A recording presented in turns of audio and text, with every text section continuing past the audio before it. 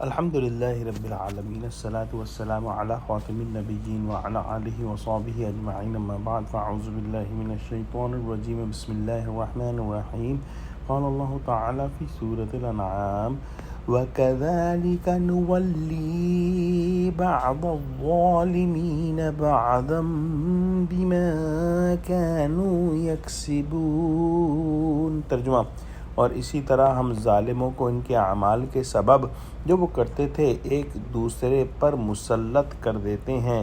پچھلی آیت کے اندر ہم نے پڑھا کہ اللہ سبحانہ و تعالی سب انس و جن کو جمع فرمائے گا اور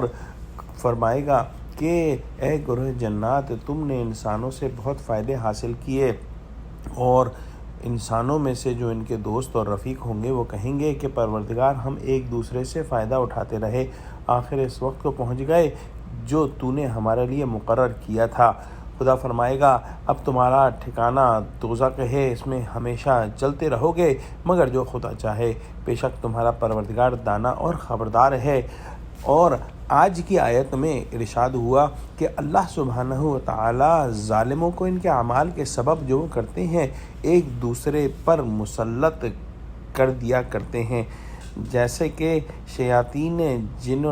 جن نے اور ان کے اولیاء انسی کا ہم نے حال پچھلی آیت میں سنا کہ جو شیاطینی جن تھے اور جو ان کے دوست انسانوں میں سے تھے ان کو سب کو جہنم میں ڈال دیا۔ اسی طرح تمام ظالموں اور گناہگاروں کو ان کے ظلم اور سیاہ کاریوں اور بدکاریوں کے تناسب سے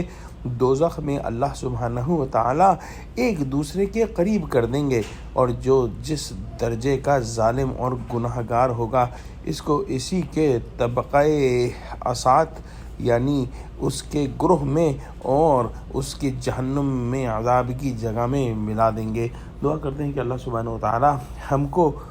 جہنم اور ہر طرح کے عذاب سے محفوظ رکھے اور ہم کو سچوں سے جوڑے اور ہم کو ظالموں سے دور رکھ دے، یہاں پر بھی، دنیا میں بھی اور آخرت میں بھی، آمین۔ وآخر دعوانا الحمد للہ رب العالمین۔